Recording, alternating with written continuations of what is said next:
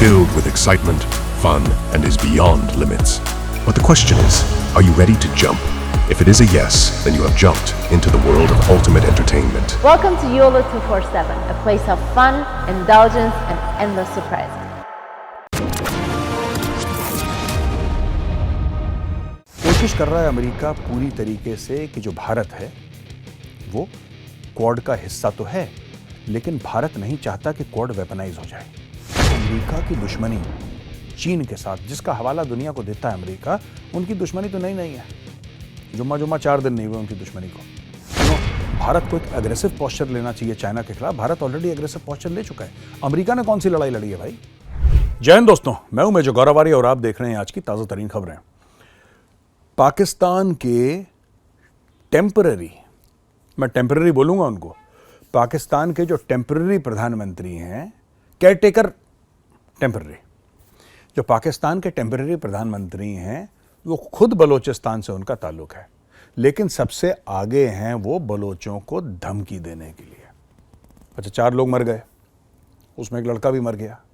तो बलोच जो हैं वो अपना गुस्सा जाहिर कर रहे हैं और ये बड़ी ऑब्वियस सी बात है, कोई भी करेगा। अच्छा, ये एक स्टोरी है, इसको पीछे छोड़िए। अब मैं आपको कुछ दिन पहले ले चलता हूं जहां पे बलोच आ गए थे काफी तादाद में, किधर? इस्लामाबाद। और इस्लामाबाद में उन लोगों ने प्रोटेस्ट करा साहब। वो चाहते क्या थे? वो चाहते ये थे कि साहब अगर किसी का बाप, किसी का बेटा, किसी का भाई, किसी का दोस्त, किसी का पति वो गायब हो गया है। दोस्तों, सरकारी आंकड़े हैं 2,500 से लेकर 3,000 लोग डिसअपीयर्ड, लेकिन जब आप बलोच से पूछेंगे वो कहेंगे साहब 50 से लेकर 52,000 लोग गायब हो गए। गायब का मतलब क्या है दोस्तों? ये समझना जरूरी है। लोग गायब कैसे हो जाते हैं? ये भी एक फिनोमेना है। लोग गायब हो जाते हैं भाई। गायब ऐसे होते हैं कि पाकिस्तानी आर्मी आती है, उठाती है घर से लोगों को और फिर आउट। उसके बाद वो कभी लोग वापस नहीं आते हैं। 5-5, 10-10 साल बीत जाते हैं, उन लोगों का नामो निशान नहीं। अच्छा, लोग जो आए हैं, जो उनके रिश्तेदार आए हैं, जो पहुंचे इस्लामाबाद, वो किस चीज का प्रोटेस्ट कर रहे हैं? उनका प्रोटेस्ट ये नहीं है कि हमें न्याय मिलना चाहिए। वो ये भी नहीं कह रहे कि आपने हमारा घर तोड़ दिया, हमारे भाई बाप बेटे को ले गए, हमें इसके एवज में पैसे दो, मुआवजा दो। वो कुछ नहीं मांग रहे। वो सिर्फ ये कह रहे हैं कि हैं कहां पे। अगर वो जिंदा हैं तो हमें बता दीजिए, अगर मर गए फिर हमें बता दीजिए, अगर उनको मार के गाड़ दिया कहीं पे तो फिर हमें बता दीजिए। कम से कम जो लास्ट राइट्स हैं उनकी वो कर लें।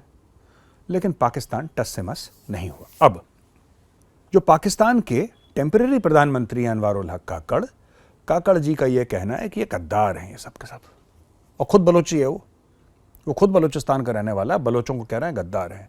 यानी कि जो अपने बाप दादा भाई बेटे के बारे में पूछ रहा है कि कहां उठा के ले गए, कहां है, वो गद्दार है। ठीक है, एक बड़ी चौड़ी लंबी इन्होंने स्पीच दी 15-20 मिनट की, जिसमें यही बोला कि ये गद्दार हैं, ये रॉ के एजेंट हैं, और मुझे पता है कि यही ऐसे लोग हथियार उठाते हैं, हथियार उठा के देखो फिर हम तुम्हें बताएंगे।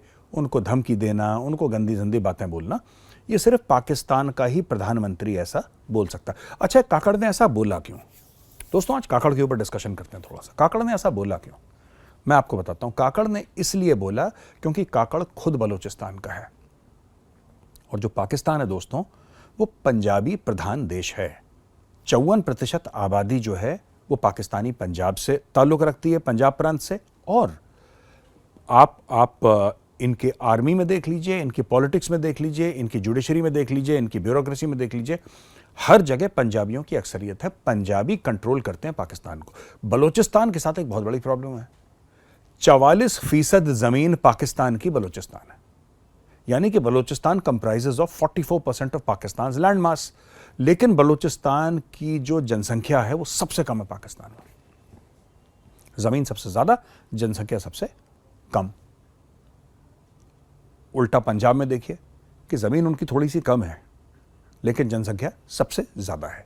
तो ये फेरबदल है। अब इसमें क्या है कि काकड़ को मिलिट्री एस्टेब्लिशमेंट को पाकिस्तान की, जो रावलपिंडी में बैठते हैं ना, द बॉयज इन रावलपिंडी, वो तो ज्यादातर पंजाबी हैं। उनको प्रूव करना है कि मैं कितना लॉयल हूं। और कोई भी बंदा कैसे प्रूव करता है, किसी दूसरी कौम को कैसे प्रूव करता है कि मैं बहुत लॉयल हूं तुम्हारे साथ, मैं बड़ा तुम्हारा वफादार हूं, अपनी खुद की कौम को गाली देके। ये लिटमस टेस्ट बन जाता है। तो दोस्तों, ये बन जाता है लिटमस टेस्ट कि किसी तरीके से शख्स अपनी ही कौम को, यानी कि ये बलोच है अनवारुल हक काकड़, ये बलोच है, बलोच होने के नाते ये बलोच को गाली देगा। जब ये बलोच को उल्टा सीधा बोलेगा, उनको आतंकवादी बोलेगा, जब ये बोलेगा कि ये रॉ के एजेंट हैं और ये बहुत बुरे लोग हैं, तब जाके जो पाकिस्तान की पंजाबी एस्टैब्लिशमेंट है उसको लगेगा कि हाँ, ये हमारा बंदा है और ये बिल्कुल लॉयल है। जो अपनी खुद की कौम को गाली दे सकता है, खुद की कौम को दहशतगर्द आतंकवादी बोल सकता है, तो जाहिर सी बात है वो तो लॉयल होगा ही। अच्छा, एक और मोहतरमा है, वो भी बलोच हैं, राइट। उनका नाम है मुमताज जहरा बलोच। मुमताज जहरा बलोच फॉरेन ऑफिस की स्पोक्स पर्सन है। She is also a Baloch. और बलोच होते वो खुद बलोचों को ये बोलती हैं कि इनको पैसे दे के यहाँ पर बुलाया गया है, ये फितना फैलाते हैं, ये एनआरकी फैलाते हैं, इनको रॉ ने पैसा, यानी रॉ यानी कि भारत की एक्सटर्नल इंटेलिजेंस एजेंसी ने इनको पैसा दे रखा है, ये सारे। अब देखिए ना, ये मैं एक आपको बात बताता हूं, पाकिस्तान ने 1971 से कुछ नहीं सीखा। वो तो पाकिस्तान इज वेरी लकी, बहुत खुशकिस्मत है पाकिस्तान कि बलोचों की जनसंख्या कम है। अगर ज्यादा होती तो अभी तक उनका मुल्क अलग हो चुका होता। वो तो ज्यादा नहीं है, बहुत कम है ना, इसलिए वो बेचारे कुछ कर नहीं पाते, वरना अभी तक तो खेल खत्म हो चुका होता। और यही हुआ था 1971 में। बंगाली चुपचाप बैठे। बंगालियों ने बोला क्या? एक चुनाव हुआ, इलेक्शन हुआ, और बार बार, क्योंकि वहां पे जनसंख्या ज्यादा थी बंगालियों की, उसको ईस्ट पाकिस्तान के दो विंग्स थे 1971 के पहले, ईस्ट और वेस्ट पाकिस्तान। तो वेस्ट पाकिस्तान में आपका बाकी पाकिस्तान हो गया और ईस्ट पाकिस्तान में हो गया वो एरिया जिसको आज हम बांग्लादेश बोलते हैं। वो उस जमाने में ईस्ट पाकिस्तान था।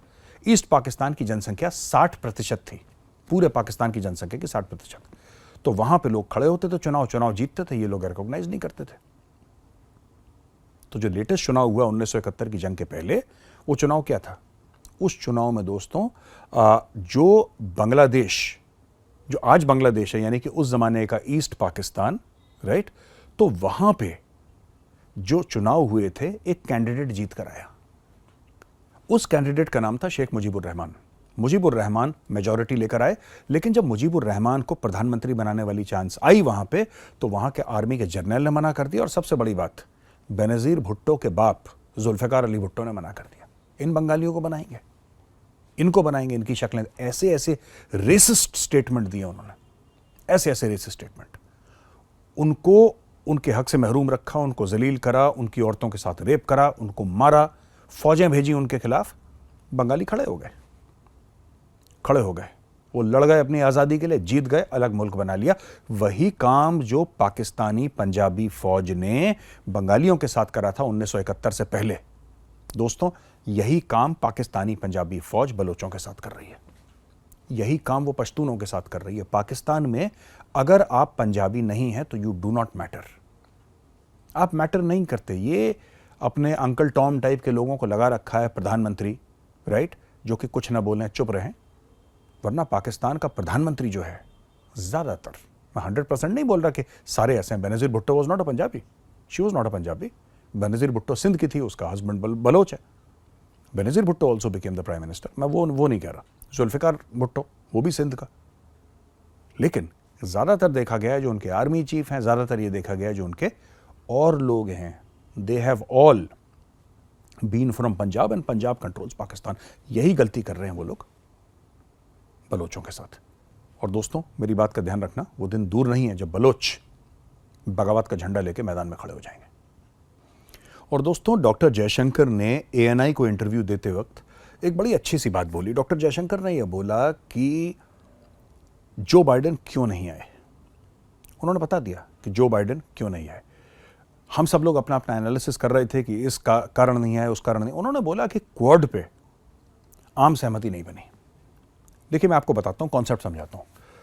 कोशिश कर रहा है अमेरिका पूरी तरीके से कि जो भारत है वो क्वाड का हिस्सा तो है, लेकिन भारत नहीं चाहता कि क्वाड वेपनाइज हो जाए। आप फर्क समझिए, भारत क्वाड का हिस्सा है, लेकिन भारत ये नहीं चाहता कि क्वाड वेपनाइज हो जाए। भारत ट्रीटी पर भी साइन करने को तैयार नहीं, क्योंकि एक बार आप ट्रीटी का साइन कर देते हैं या ट्रीटी पे आपके सिग्नेचर हो जाते हैं, इसका मतलब कि कुछ भी होता है फिर भारत को इन्वॉल्व होना है।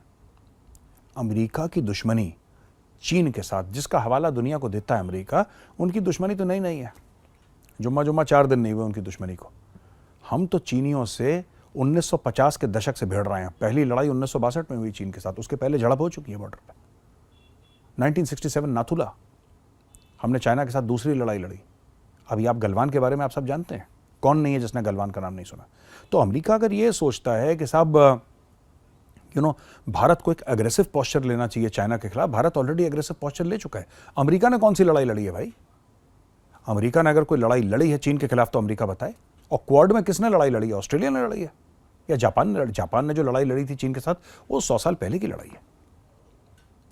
पिछले 3, 4, 5 दशक में कौन लड़ा है चीन के साथ जो कि क्वाड में है? वियतनाम लड़ा 1979 में, लेकिन दोस्तों मैं वियतनाम की बात आज नहीं करूंगा, मैं तो क्वाड की बात कर रहा हूं। कौन लड़ा है? तो भारत को पता है कब भारत को लड़ना। एक और बात मैं आपको बताता हूं, राइट? अमेरिका एक ऐसा देश है जिसको सब लोग प्यार भी करते हैं, जिसकी इज्जत भी करते हैं, लोग जाना भी चाहते हैं, लोग ग्रीन कार्ड भी चाहते हैं, लोग सेटल डाउन करना भी चाहते हैं, लेकिन अमेरिका की सरकार का कोई भरोसा नहीं करता। यह सरकार सबके साथ दगाबाजी करती है। इन्होंने ज़ेलेंस्की के साथ दगाबाजी करी, उसको पहले बोल दिया कि चढ़ जा बेटा सूली पे, भला करेंगे राम। वो भी चढ़ गया सूली पे। अब जब उसको मार पड़ी, वो नहीं अचीव कर पाया जो उसके गोल्स थे, वो बिल्कुल फ्रंट लाइन पे लड़ रहा है। अब अमेरिका ने बोला कि हम तुम्हें पैसे नहीं देंगे। अगर अमेरिका उसको पैसे दे भी देता है 1 महीने के बाद, तो उसके कुछ काम के नहीं रहेंगे वो पैसे, क्योंकि तब तक वो बहुत ज्यादा मार रूस से खा चुका होगा। दूसरा अमेरिका का धोखा, 20 साल तक, और 20 साल भाई साहब कोई कम वक्त नहीं होता। 20 साल तक अमेरिकन फोर्सेस ने अफगान नेशनल आर्मी को ट्रेन करा, इक्विप करा, खाना खिलाया, तनख्वाहें दी, सब कुछ करा, और एक दिन अचानक रातों रात गायब, अमेरिकन गायब। अब अमेरिकन जब गायब हो गए तो अफगान नेशनल आर्मी को तालिबान ने चुन चुन के मारा। इसीलिए जब मुझे फोन करते हैं ना लोग विदेश से, अमेरिका से, मुझे कई ऐसे लोग कॉल करते हैं, अच्छे मन से करते हैं, भलमन साथ से करते हैं कि मेजर साहब क्यों आप ये इतना डाउट क्यों है अमेरिका के ऊपर, इतना शक क्यों है? इट्स अ लवली कंट्री, और हम यहाँ पे, हम भारतवासी हैं, लेकिन हम कितने 30 साल से अमेरिका रह रहे हैं, 40 साल से। Problem is not with America, the problem is with American politicians. ये किसी के सगे नहीं है। तो अगर भारत आंख बंद करके कोई ट्रीटी साइन, जो कि भारत नहीं करेगा, मैं सिर्फ उदाहरण दे रहा हूं, आंख बंद करके कोई ट्रीटी साइन कर देता है और बोलता है कि क्वाड को कर दो वेपनाइज, जब लड़ाई होगी तो भारत अकेला आज तक भारत खड़ा है। आज तक भारत अकेले, भारत ने जितनी भी लड़ाइयां लड़ी, हमने किसी से मदद नहीं मांगी कि आप आके हमारे साथ लड़िए। हाँ, हमने हथियार जरूर खरीदे हैं लोगों से, लेकिन वो जो पूरा मामला है हमारा, वो क्या है? वो तो यही है ना कि हम खुद ही लड़ेंगे, चाहे हिमालय में लड़ाई हो, कहीं और लड़ाई हो। हमने तो खुद अपनी लड़ाइयाँ लड़ी हैं, हमने किसी और से मदद तो मांगी नहीं है कि आओ जी आप लड़ लो हमारे लिए।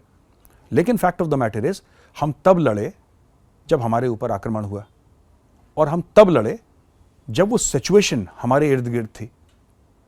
लेकिन अगर क्वाड को ये लोग वेपनाइज करते हैं तो भाई साहब फिर सिचुएशन हमारे इर्द गिर्द नहीं रहेगी। अमेरिका लड़ेगा चाइना से, अमेरिका है हजारों किलोमीटर दूर, और एक बार आपने ट्रीटी साइन कर दी, फिर अमेरिका का ये एक्सपेक्टेशन होगा कि भारत भी लड़े चाइना से। हम लड़ेंगे चाइना से, हम तब लड़ेंगे जब हमारा काम पूरा होगा, हम तब लड़ेंगे जब हमें खतरा महसूस होगा, हम तब लड़ेंगे जब हमें ठीक लगता है। अमेरिका के कहने पर थोड़ा ना लड़ेंगे। This is India after all, हम पाकिस्तान थोड़ा ना। तो दोस्तों, कैसा लगा आज का वीडियो? अगर अच्छा लगा तो इस वीडियो को लाइक करिए। मैं कल फिर हाजिर हूंगा एक नए वीडियो के साथ, तब तक के लिए जय हिंद।